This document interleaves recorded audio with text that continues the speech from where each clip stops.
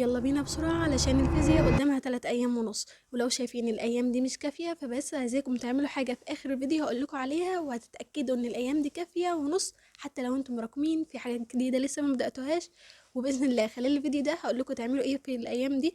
وبالنسبة للامتحان العربي أنا ما شفتوش، ولكن أيا كان رأيي فيه رأي المدرس فيه ما يهمكش، انت عملت اللي عليك. متقعدوش تراجعوا علشان اي اجابات على السوشيال ميديا هتكون غلط مادام المدرسين الكبار ما قالوش على الاجابات، مادام الوزاره ما قالتش على الاجابات. سيبكم من الكلام ده وما تراجعوش اي اجابات علشان ما توتروش نفسكم وتاثروا على الامتحانات الجايه. ويلا بينا. بس قبل ما نبدا الفيديو ما تنسوش ان انتوا تعملوا لايك للفيديو ده واشتراك في القناه وصلوا على رسول الله عليه افضل الصلاه والسلام في الكومنتات، وادعوا ان ربنا يوفقكم ويكرمكم. سواء بتحب الفيزياء او لا، او شايفها صعبه او سهله، ايا كان الفيزياء ماده بتحتاج تنظيم وترتيب الاولويات. اول حاجه بالنسبه للمدرس، وده اللي انت لازم تحدد موقفك تجاهه تماما، علشان الوقت ده مش وقت تشتيت وان ابقى مع كل المدرسين اللي على اليوتيوب وابقى منجذب للفيديوهات بتاعه المدرس ده. لا، المدرس ده هو اللي افكاره هتيجي في الامتحان، مفيش الكلام ده. لازم تكون مع المدرس اللي انت كنت معاه من اول السنه لو انت مرتاح معاه. لو مقرر ان انت هتغيره هتشوف مدرس انت بتفهم منه على اليوتيوب، سواء المدرس ده مشاهداته عاليه او لا. تاني حاجه تحديد الاولويه في الكتب والمصادر اللي انا هعمل منها. اول حاجه بالنسبه للشرح، يا ريت هو نفس المصدر اللي انت بتذاكر منه من اول السنه، الا لو انت اصلا لسه بتبدا فيا ريت تكون في بوسترات مجمعه للقوانين تقدر ان انت تذاكر منها. ولكن لو انت اصلا طالب مذاكر من اول السنه وليك مصدر بتذاكر منه ما تغيروش، وهو نفس المصدر اللي انت هتراجع منه للامتحان النهائي. تاني حاجه بالنسبه لمصادر الحل، مصادر الحل لازم تبقى كتب ليالي الامتحان، مش معايا يبقى الحاجات اللي المدرسين بينزلوها لو عايزه احل الاتنين تمام. وبعد كده كتب المراجعه النهائيه اللي انا ما قدرتش احلها او ما قدرتش اخلصها.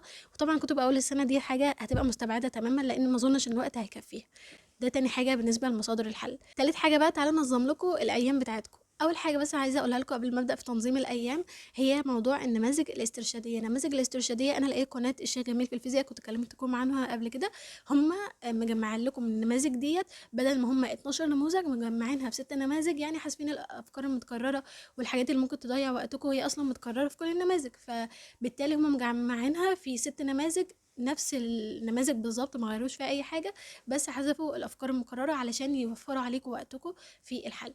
فده تنويه مهم كنت حابه اقول لكم عليه. اول حاجه بالنسبه للنهارده، لو انتوا دماغكم مش فايقه ان انتوا تحلوا مسائل، ممكن تبداوا بالحديثه لو هي باذن الله امرها سهل معاكم، تبداوا ان انتوا تراجعوها وتخلصوها النهارده، وتبداوا من بكره بقى الفصل الاول والتاني، اللي هو يوم الاثنين هيبقى الفصل الاول والتاني، ويوم الثلاث للفصل الثالث والرابع. لو حابين انتوا تبداوا زي ما معظم المدرسين عاملين، تبداوا النهارده بالفصل الاول والتاني، يوم الاثنين بالفصل الثالث والرابع، ويوم الثلاث هيكون للحديثه. تمام، امشوا على النظام اللي انتوا حابينه.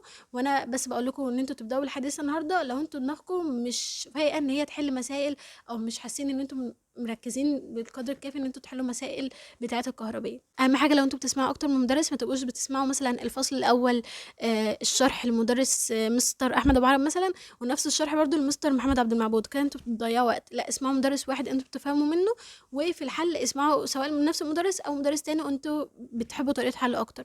المراجعه بتكون كالاتي، انا الاول بفتح الفصل احاول افكر نفسي بالافكار بتاعته، وطبيعي جدا جدا تكونوا ناسيين، يعني ما تنتظروش من نفسكم في اي ماده من المواد الجايه ان انتوا تكونوا فاكرين منهج، طبيعي جدا تكونوا ناسيين، لان احنا في ليالي الامتحان كل ماده بنكون مركزين عليها بس فبننسى باقي المواد.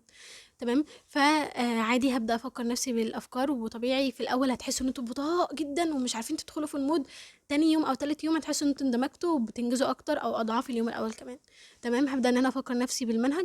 وبعد كده لو في درس بقى انا مش عارفه يعني اذاكره خالص ولا عارفه يعني احل فيه خالص، هبدا ان انا اشوف له شرح من المدرس اللي انا متابعاه، وبعد كده اذاكره هلاقي الامر بتاعه سهل. ولكن ما اقعدش بقى اسمع كل حصص المدرسين، ما تنغرش بالحصص اللي هي 10 ساعات. ما فيش حصه 10 ساعات هتنقذك، انت لازم انت تذاكر الاول مع نفسك. الحاجات بقى اللي انا واقفه معايا هي اللي هروح اشوفها من فيديو المدرس بتاعي، فمن فيديو 10 ساعات هسمع 3 ساعات 4 ساعات، مش اكتر من كده. ببدا ان انا اقرا التعريفات كويس، اركز عليها، اركز على القوانين واحل على القانون اكتر من مره. الامثله المحلوله في الدرس دي هي اصلا افكار الدرس، فابدا ان انا احل المثال ده اكتر من مره، كده انا اتدربت على افكار الدرس ده وعلى قوانين الدرس ده. وبرده في الاختياري، في الحل في الاختياري، حاولوا ان انتوا دايما تحلوا بالخطوات كامله علشان ما تقدروش ان انتوا تتدربوا تاني على اسئله المقالي. وبرضو اكتبوا قانون كامل، لو مثلا في قانون معين المدرس بتاعكم مختصره لكم، عامل لكم قانون جديد مثلا، او اللي هو قانون مختصر يعني، حاولوا انتوا تكتبوا القانون الاساسي اللي هو حتى لو اي بيساوي في على ار، اللي هو القانون الاساسي خالص في الفيزياء، اكتبوه علشان المصحح ممكن يكون جديد عليه موضوع القانون الجديد بتاع مدرسك فيعملك الخطوه دي غلط، ويديك عادي الدرجات على الخطوات اللي بعدها، بس يعملك خطوه القانون الاولانيه غلط. فحاولوا ان انتوا تكتبوا القانون اللي هو الاساسي بتاع كتاب المدرسه في المقال. تمام.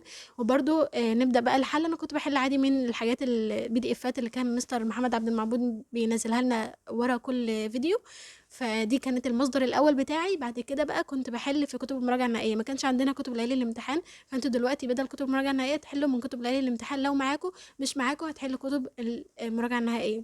حليت على الفصل من مصدر، انتقل بقى للفصل التاني، ما خلصتش كل مصادر الحل على الفصل الاول والاقي نفسي الوقت ضاع مني ومش لاقيه وقت ان احل على الفصل التاني، فاهمني؟ لا، انا احل الاول من مصدر واحد على الفصل الاول، وبعد كده اذاكر الفصل التاني واحل عليه من مصدر واحد، وهكذا لحد ما اخلص. انتوا بعد ما تحلوا على الدرس ترجعوا تقرأوه تاني. ممكن مثلا بعد ما تحلوا تلاحظوا انه في حاجات انتوا ما كنتوش فاهمينها فهمتوها اكتر بعد الحل، او في حاجات خدتوا بالكم منها اكتر، فاهميني؟ ونراجع برضو على هيكل الدرس الاول اللي هو الدرس سادة خالص من غير الملحوظات اللي انا كاتباها على الهوامش، وبعد كده ارجع اراجع بالملحوظات اللي انا كاتباها علشان اثبت الاول الحاجات الاساسية اللي مطلوبة مني، وبعد كده الملاحظات بقى زيادة المدرسين افحمونا بيها طول السنة. بس فهو ده النظام، ان الحديث هتتذاكر لوحدها في يوم، والكهربية هتتذاكر على يومين، كل فصلين في يوم. وبعد كده هيبقى يوم الاربع باذن الله، ده اللي احنا هنراجع فيه على المنهج كله سريعا، حوالي 4 ساعات اخصصهم ان انا اقرا المنهج سريعا. قراءه سريعه يا جماعه، مش ان انا اقعد بقى في الصفحه ساعات، لا، حتى لو انا مش مراجعه قوي مع الحل بقى هيثبت الافكار اللي انا ما كنتش مثبتها كويس. الايام اللي هي انا لسه بادئ اذاكر الفصول، لو انا قادر ان انا احل شامل وفاكر المعلومات تمام، يبقى كويس جدا ان انت تحل شوامل في الايام دي اللي هو الحد والاثنين والتلات. لو قدرتوا تحلوا شامل واحد في اليوم، قادر تحل اكتر حل اكتر برضو كويس، محدش يمنعك. طيب يوم الاربع ده بقى هيبقى مخصص لحل الشوامل ومراجعه اخطائي في حاجات ليالي الامتحان، اهمها طبعا الحاجات اللي المدرس منزلها، وبعد كده الحاجات اللي انا حليتها مع نفسي، وبعد كده ابدا ان انا بقى احل شوامل على قد ما اقدر لحد ما انام. كتاب المفاهيم ممكن الناس استفيد منه، اعرف بس اماكن الدروس خصوصا في الحديثه، علشان عارفه ان في ناس كتير ممكن تكون ما حفظتهاش. والنظر في الفيزياء عموما بيتفهم مش بيتحفظ حفظ، لان هو مش هيجي يقولك عرف او علل الكلام ده كله، بس المهم ان انت تفهمه وخلاص. ده بالنسبة لمراجعة الفيزياء، ما تخافوش والله بإذن الله تيجي كويسة وسهلة. ده بالنسبة لمراجعة الفيزياء. أي سؤال يقف معاك في اللجنة قول اللهم يا هادي يا بصير يا الله اهدني لإجابة هذا السؤال، ودايما استعين بربنا وما تخافوش، يعني بإذن الله تعدي. حتى لو المادة دي صعبة عليك، هي خلاص انت اخر ساعات بتقضيها مع المادة، فاعمل فيها اللي تقدر عليه، وادعي ربنا ان هو يوفقك فيها. حتى لو انتوا كنتوا مقصرين قبل كده، حتى لو انتوا ما كنتوش لمين المادة كويس، هقول لكم بقى تعملوا ايه. تدخلوا على فيديو مستر محمد عبد المعبود، حتى لو انتوا بتاخدوش معاه او مش ناويين حتى تراجعوا معاه، الفيديو اللي هو كان بيقول عليه اللي هيعمله يعني في ليالي الامتحان، التعليقات كلها حاجات بجد بجد ايجابيه جدا، وناس بتحكي لكم ان هي كانت في ليالي الامتحان قدامها اصلا فصول لسه ما حلتهاش وفصول لسه ما خدتهاش، وما شاء الله لموها وجابوا الدرجات اللي هم كانوا عايزينها، مثلا التعليق ده والتعليق ده.